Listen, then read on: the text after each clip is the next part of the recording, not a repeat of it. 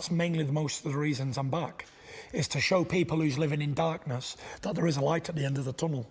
If I can do it, anybody can do it. I'm no one special. I was a fat pig at nearly 28 stone, drinking and taking drugs on a daily basis. Changed my life around. I suffered with depression, up to the point of suicide, anxiety attacks, everything. You couldn't get any lower than I was. And here I am living proof that anyone can do it, because I'm back today, telling the story and inspiring millions around the world. I was depressed. I didn't want to live. I really wanted to die. I wanted a date with the death man. In my mind, nothing was worth living for and everything was pointless. What's the point?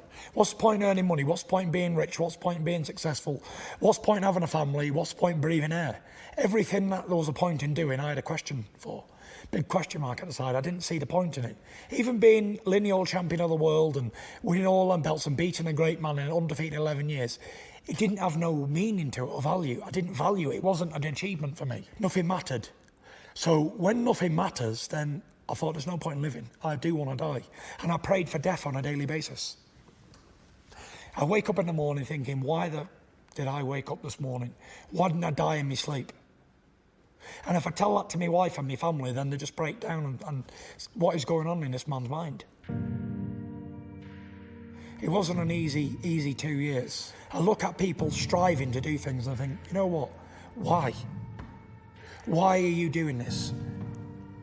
If I didn't want to do it, a man on top of the world with everything and so much more to gain, and I was thinking, I don't know how these people are doing day-to-day things and striving for nothing.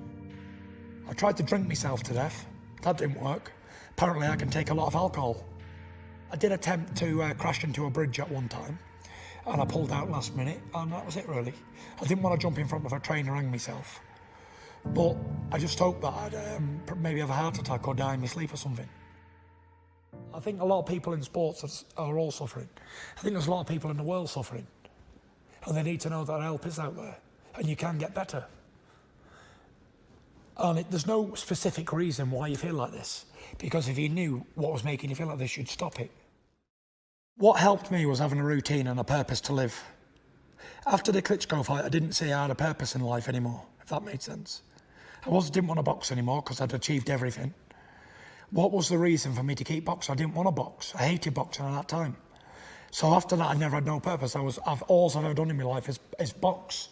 So when it comes that the boxing's gone, it was like, well, what else is there? I tried clay pigeon shooting, off-roading, I tried golf, I tried other sport, I tried everything really, but nothing really interested me at all. I never had no really passion for nothing. And then I wasn't training, and I trained all my life from being a teenager, like a young kid, on a daily basis. And when you don't train, you feel depressed. If I don't train now for a week, I cannot wait to get in the gym and train. If I don't train for any longer than a week, I'm depressed completely. But luckily with me in boxing, I had another lease of life, another will to live, another will to strive and have goals again.